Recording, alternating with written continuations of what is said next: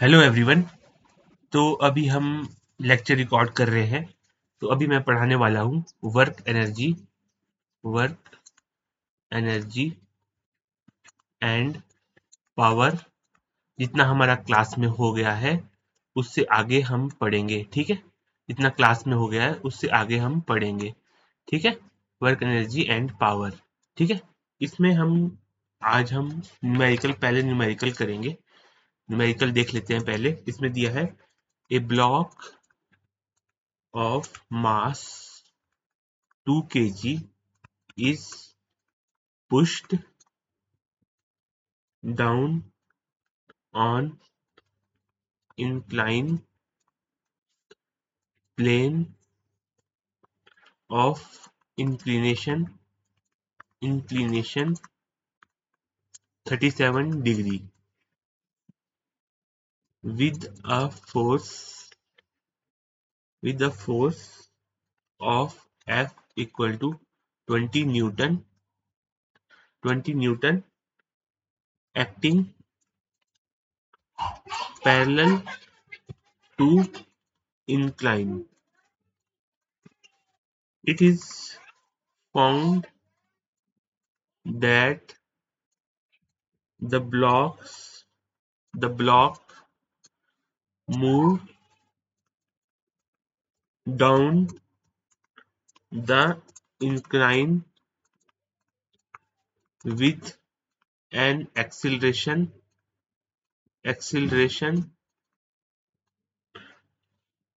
of 10 metre पर second square, ठीक है।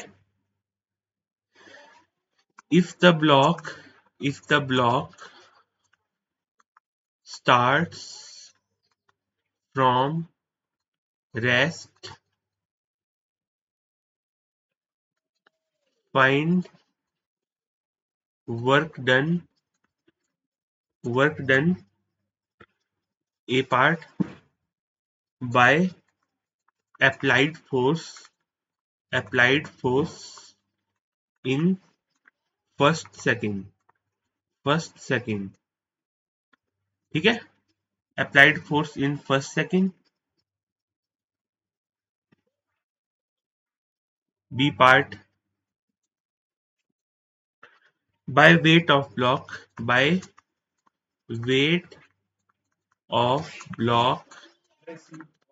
in first second, ठीक है। सी लिखते हैं by friction force acting on block by friction force acting on block in first second, ठीक है।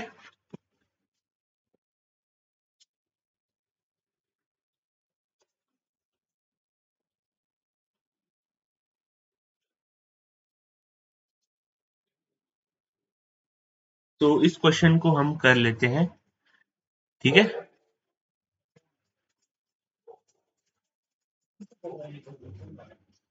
तो सॉल्यूशन देखते हैं इसका सॉल्यूशन, ठीक है। देखो, इंक्लाइन प्लेन है, उस पे एक मास है m, इस पे फोर्स लग रहा होगा mg साइन थीटा डाउनवर्ड, ठीक है। इसका अपना वेट आ रहा होगा कुछ mg cos थीटा, ये mg होगा, ये एंगल थीटा होगा यहाँ पर, ठीक है। यहाँ से F लग रहा है कुछ पैरेलल टू इंक्लाइन F, ठीक है। और फ्रिक्शन फोर्स आ रहा होगा पीछे को F, इसकी एक्सेलरेशन है A डाउनवर्ड, ठीक है। इस तरह से हमारे पास दिया है ब्लॉक, ठीक है। इसका मास है 2 kg, ठीक है। सारे फोर्सेस हमने लिख लिए हैं। लिख लेंगे displacement of block in first second. Displacement of block in first second क्या आएगा, हाफ ए टी स्क्वेयर, ठीक है। हाफ ए कितना है, ए थी हमारे पास 10, टी है फर्स्ट सेकंड का डिस्प्लेसमेंट पूछा है, तो ये जाएगा 5 मीटर्स, ठीक है। Therefore work done by applied force in first second. Applied force का फर्स्ट सेकंड में वर्क कैसे लिखेंगे हम, equal to work done by force equal to force dot displacement equal to force है 20 न्यूटन इंटू 5 मीटर डिस्प्लेसमेंट है equal to 100 joules, ठीक है। I hope आपको समझ में आया होगा, ठीक है। 100 जूल्स इसका वर्क आ गया, ठीक है। आगे चलते हैं।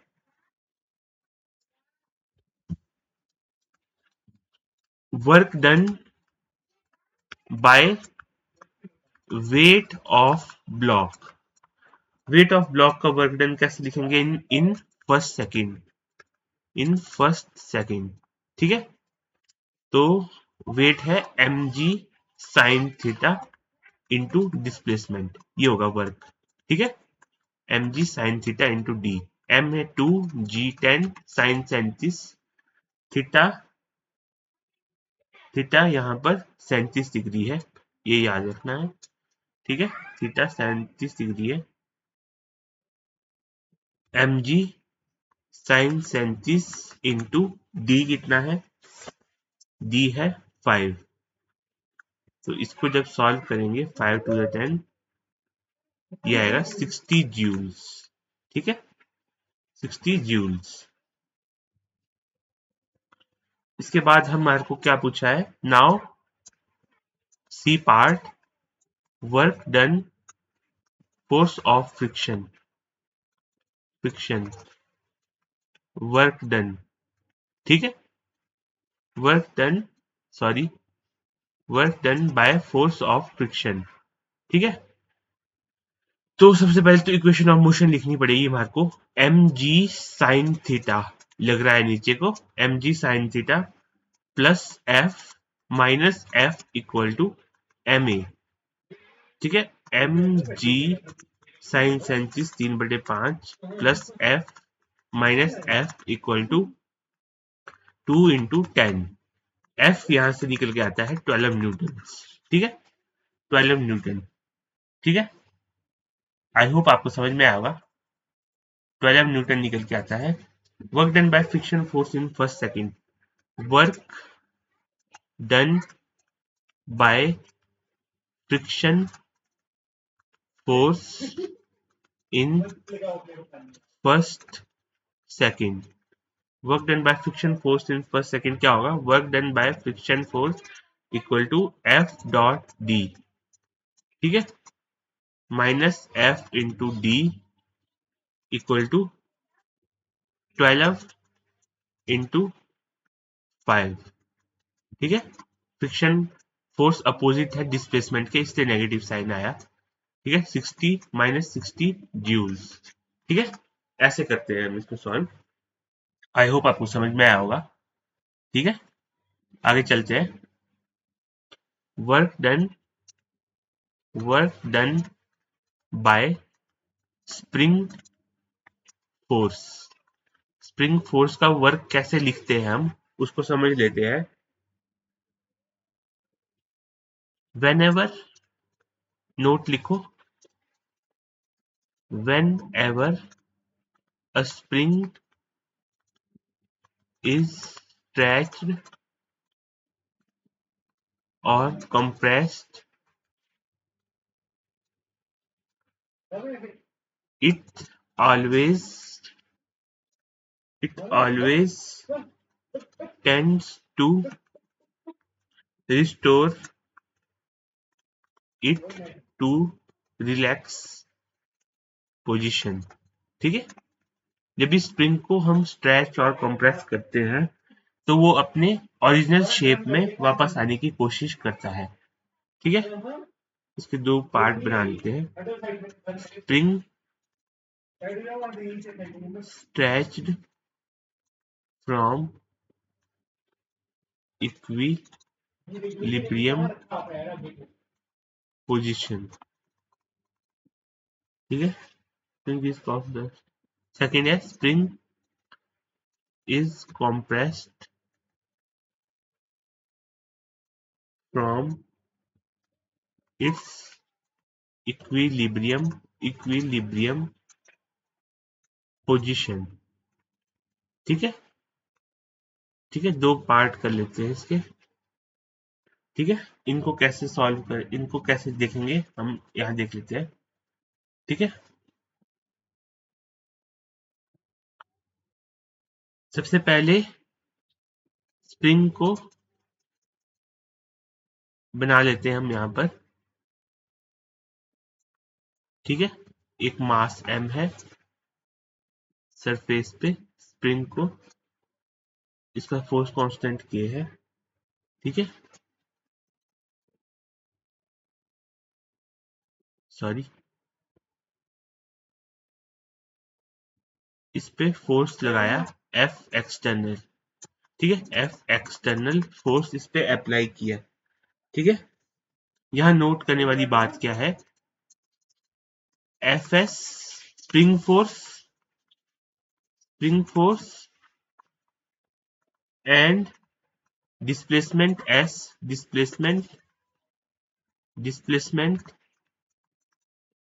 आर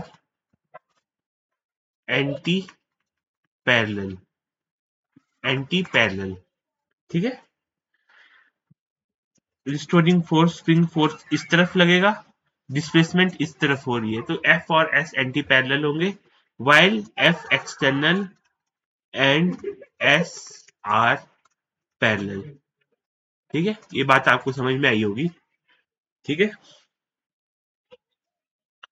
कंप्रेशन में देख लेते हैं। कंप्रेशन में भी हमको ऐसे ही स्प्रिंग फोर्स बनाना है। ठीक है, M मास का। ठीक है,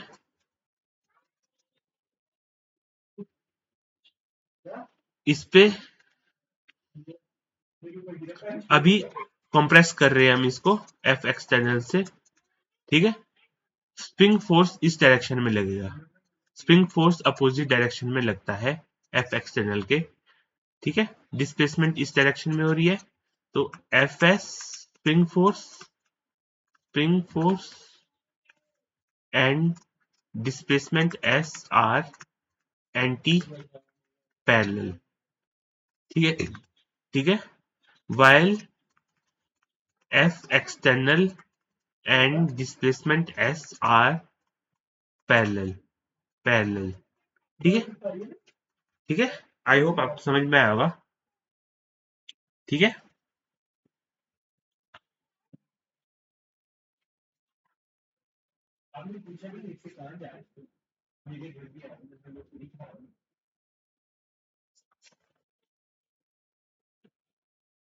नोट करके लिखो, if x be the displacement of free end of spring from its equilibrium position, then magnitude of spring force is। ठीक है, मैग्नीट्यूड ऑफ स्प्रिंग फोर्स कितना होगा, Fs equal to minus k x. ठीक है, Fs equal to minus k x. Negative sign इनके, negative sign indicates that force is restoring। ठीक है, restoring force है, यही इंडिकेट कर रहा है नेगेटिव साइन। ठीक है, आगे चलते हैं। Work done by spring force, work done कैसे लिखेंगे, work done by spring force for displacement xi initial to x final is given by work done by s equal to fs dx equal to minus kx dx। ठीक है, integration x i to x final. ठीक है, इस तरह से differentiate करेंगे तो x का डिफ्रेंशिएशन पता ही आपको क्या होता है, minus half k x square. ठीक है, minus half k x square x initial to x final. ठीक है, ये बनेगा minus half k x final square minus x initial square. ठीक है, ये होता है वर्क डन। बहुत इंपॉर्टेंट है, इंपॉर्टेंट, वेरी इंपॉर्टेंट। ठीक है, work done by spring force, जब उसको इनिशियल पोजीशन से फाइनल पोजीशन तक स्ट्रेच किया गया तब कितना वर्क डन हुआ, ये होता है वो minus half k x initial square minus x final square. ठीक है,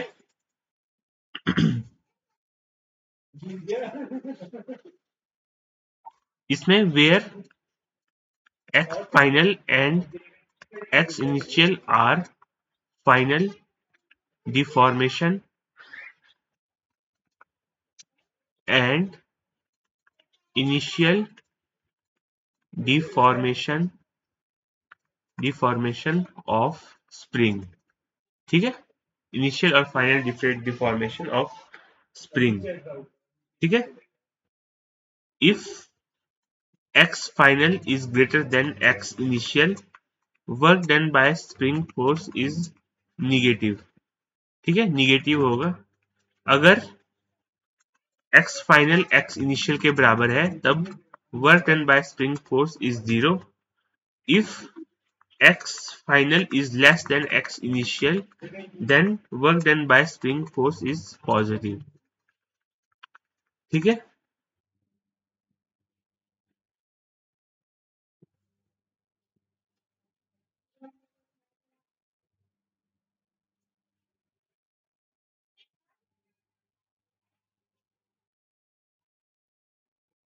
ठीक है,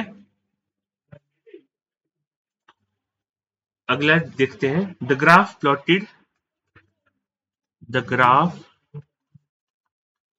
plotted between a spring force and displacement from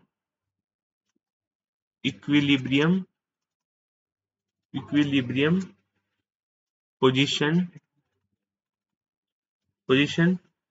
is a straight line with negative slope. ठीक है, कैसा ग्राफ होगा स्प्रिंग फोर्स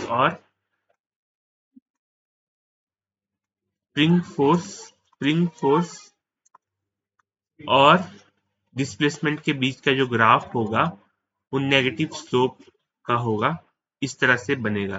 ठीक है, x initial to x final अगर हम करें तो इस तरह का ग्राफ बनेगा। यहाँ पर x initial to x final अगर करें तो इस तरह का ग्राफ आएगा। ठीक है, ठीक है, work done by spring force is negative both in compression and extension। ठीक है, extension। ठीक है, work done by spring force is negative both in compression and extension. ठीक है, सेकंड है एक्सटर्नल फोर्स का वर्क कैसा आएगा। एक्सटर्नल फोर्स का वर्क आएगा पॉजिटिव। ठीक है, एक्सटर्नल फोर्स का वर्क आएगा पॉजिटिव, एफ एक्सटर्नल। ठीक है, विद डिस्प्लेसमेंट ये होगा पॉजिटिव। ठीक है। X initial to x final अगर करें तो ये पॉजिटिव वर्क आएगा। ठीक है, positive x initial to x final positive. ठीक है,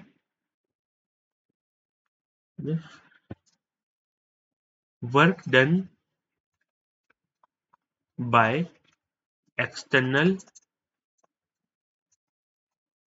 force is positive both in compression और एक्सटेंशन। ठीक है, कंप्रेशन और एक्सटेंशन में वर्क आएगा। नोट लिखो यहाँ पर, note like gravity, sorry like gravity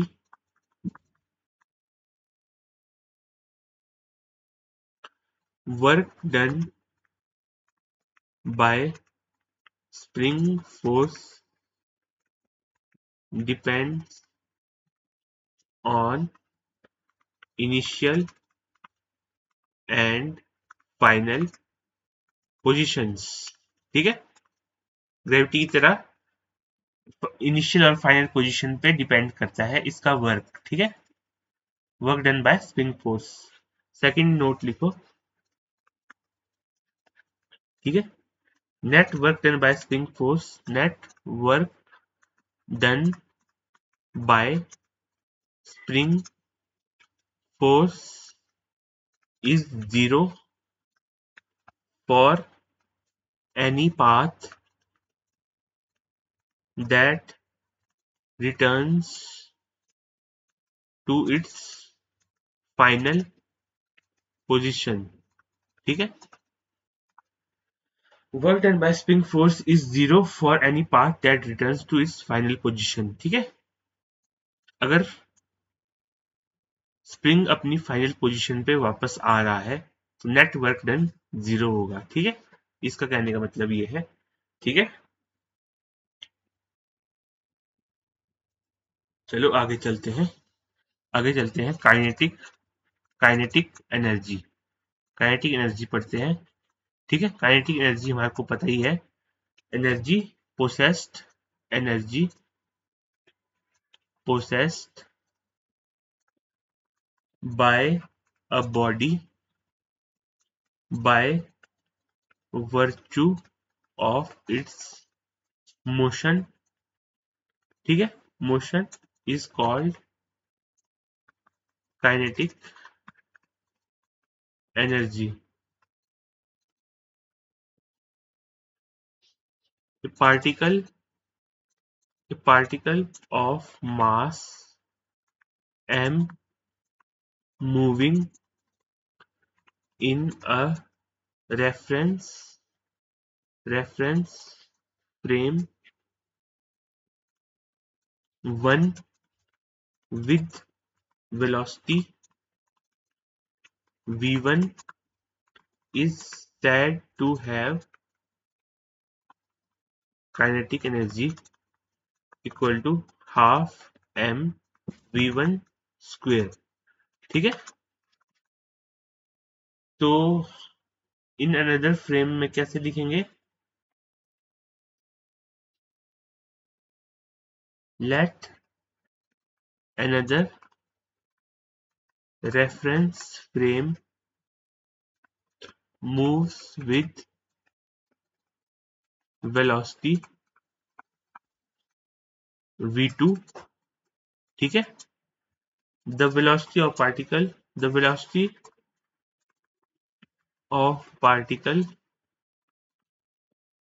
as seen from reference frame 2 is, reference frame 2 से देखेंगे तो वेलोसिटी कैसी होगी, v1 with respect to 2 equal to v1 minus v2। ठीक है, kinetic energy of particle, kinetic energy of particle as seen from reference frame 2। ठीक है, ये होगी half m v1 minus V2 का होल स्क्वायर, ठीक है, मैग्नीट्यूड, ठीक है।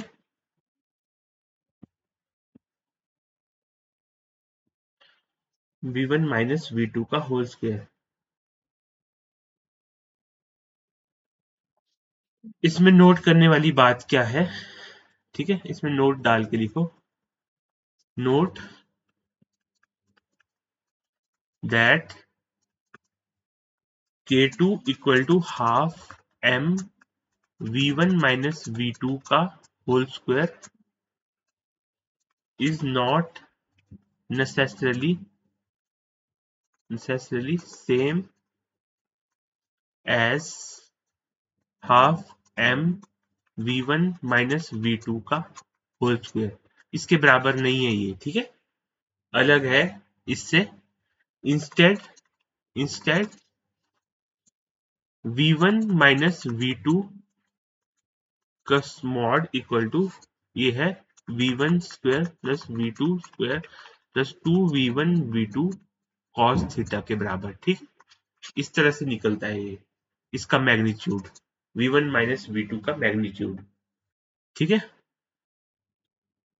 जो इसके बराबर नहीं है, ठीक है, इससे अलग है। आई होप आपको समझ में आया होगा।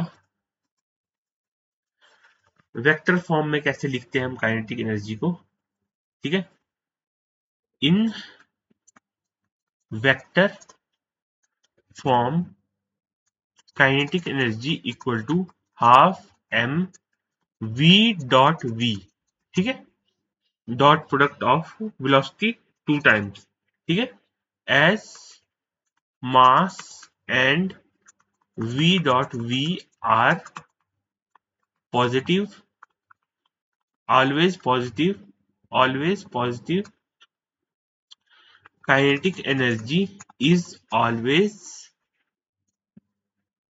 positive scalar, ठीक है, काइनेटिक एनर्जी हमेशा पॉजिटिव स्केलर होगी, that is kinetic energy can never be negative, ठीक है, काइनेटिक एनर्जी कभी भी नेगेटिव नहीं हो सकती, ठीक है। आगे चलते हैं।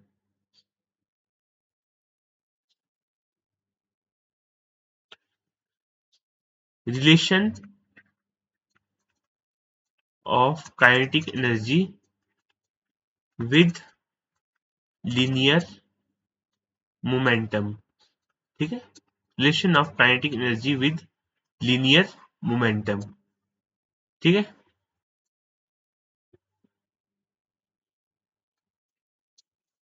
कैसे होगा रिलेशन, एनर्जी का हमारे को पता है क्या होता है, एनर्जी होता है हाफ m v स्क्वेयर, ठीक है, एज मोमेंटम होता है एम वी, तो m को डालो यहां से p बाय v के बराबर, ठीक है, तो ये आएगा half p by v into v square equal to half p into v, ठीक है,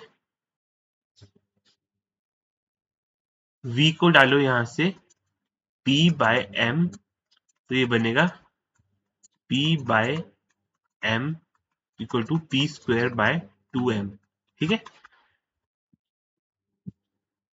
kinetic energy equal to kinetic energy, ठीक है। ये वाला रिलेशन और ये वाला रिलेशन दो आ गए हमारे पास, so we can say that energy, sorry,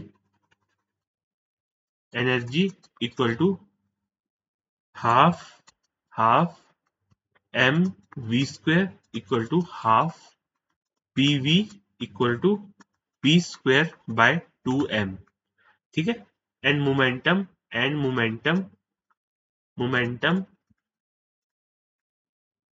p equal to 2e by v, और इसको लिख सकते हैं हम अंडर रूट 2m इंटू ई, ठीक है।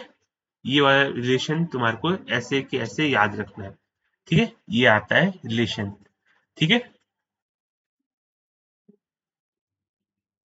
नोट डाल के लिखो, note from above relation it is clear that a body cannot have kinetic energy without having momentum momentum and vice versa. ठीक है, इस रिलेशन से आपको समझ में आता है कि it body can not have kinetic energy.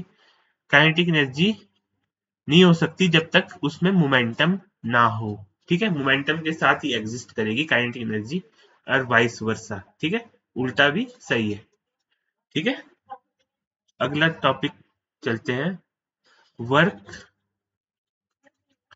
Energy theorem. Work energy theorem, ठीक है, वर्क एनर्जी थ्योरम पढ़ेंगे हम अब। ठीक है, ठीक है, वन सबसे पहले है one force on one particle. ठीक है, ठीक है, one force on one particle. ठीक है, जैसे मान लो कोई पार्टिकल मूव कर रहा है यहाँ से यहाँ तक, यहाँ उसकी स्पीड थी v1, यहाँ इसकी स्पीड थी v2, यहाँ कोई पॉइंट है p, यहाँ पर ds और f, ये एंगल थीटा है, ये p है पॉइंट, ये ds है। ठीक है, इस तरह से work done by force, work done by force in elementary displacement ds of particle is, ठीक है, particle is dw equal to f dot ds। ठीक है, substituting f equal to ma, dw हो जाएगा ma dot ds। a ds को मैं लिख सकता हूं v dv के बराबर। ठीक है, तो dw को मैं लिख सकता हूं mv dv। ठीक है, इंटीग्रेट करेंगे 0 टू w 0 टू v। ठीक है, ठीक है, तो dw को जब मैं वर्क आएगा m v dv from v initial to v final. ठीक है, वर्क डन आएगा m v final square minus v initial, v square by 2 बनेगा। सॉरी सॉरी,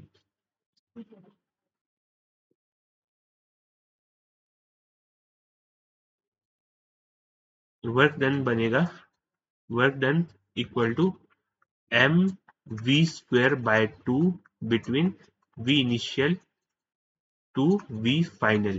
ठीक है, ठीक है,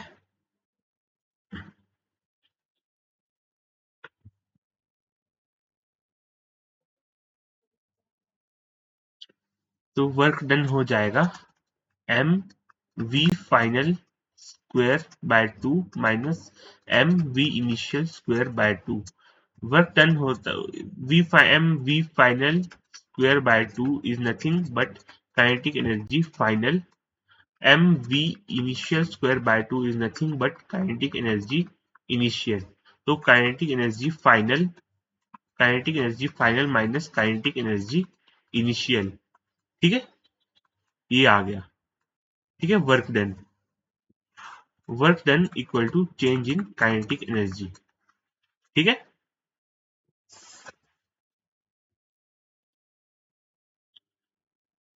सेकंड पार्ट में चलते हैं इसके। ठीक है, work done on by work done by many forces on one particle, ठीक है, work done by many forces on one particle, ठीक है। इसमें बहुत सारे फोर्सेस अगर वर्क कर रहे हैं तो वर्क डन टोटल लिखेंगे हम, total equal to summation of work done by forces i equal to work done final equal to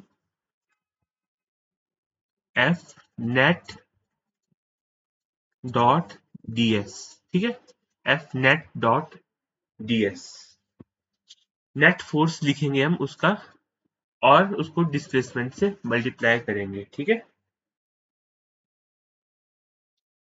then work done total जो होगा वो होगा integration f net dot ds, ठीक है, f net dot ds, substituting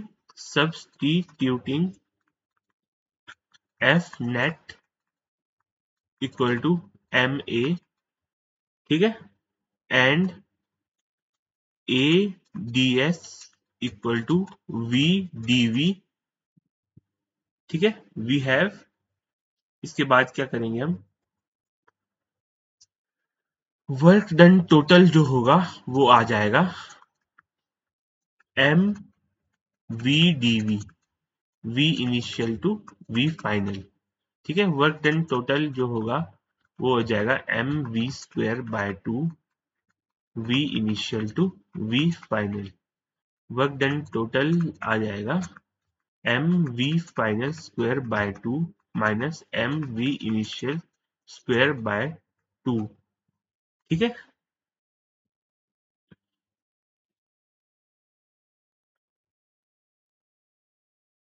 ultimately work done total जो होगा वो आ जाएगा चेंज इन काइनेटिक एनर्जी, ठीक है। यहां से हमारे को क्या पता लगा, द सम ऑफ वर्क, इसको लिख लेते हैं, note the sum of work done by all forces acting on each particle of system of particle is equal to sum of change in kinetic energy of each particle of system, ठीक है। This is what we call work energy theorem, ठीक है, work energy theorem भी बोलते हैं इसको, which signifies which signifies which signifies work as energy transfer, ठीक है, which signifies work as energy transfer, ठीक है। आई होप आपको समझ में आया होगा। आगे चलते हैं। For a system of particle, for a system of particles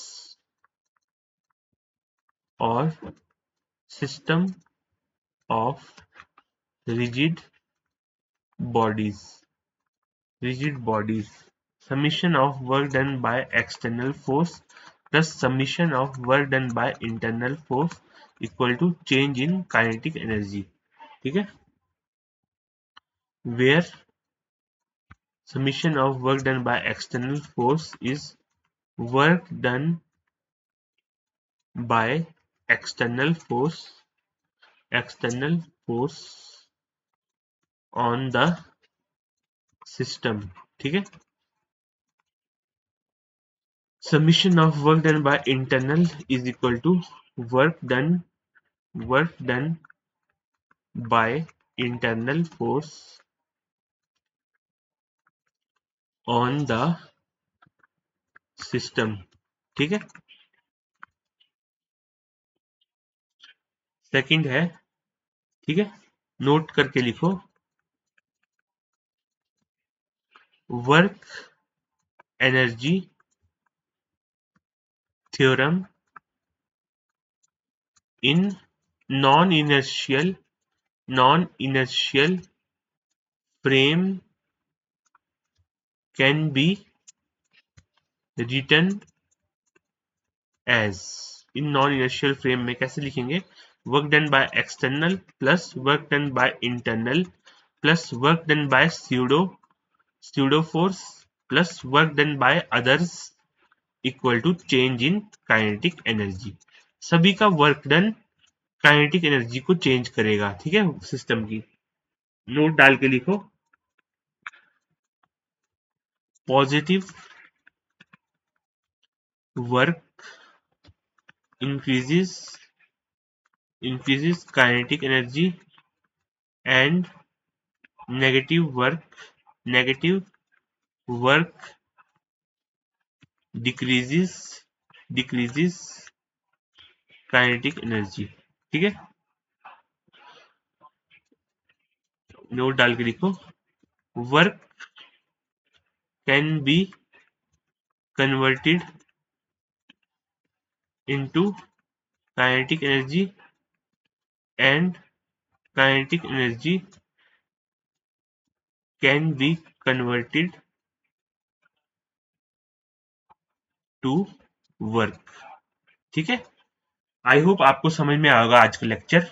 तो 4 तारीख का लेक्चर मैंने बना दिया है, ठीक है, आप इस लेक्चर को देखिए, ठीक है। Okay, thank you.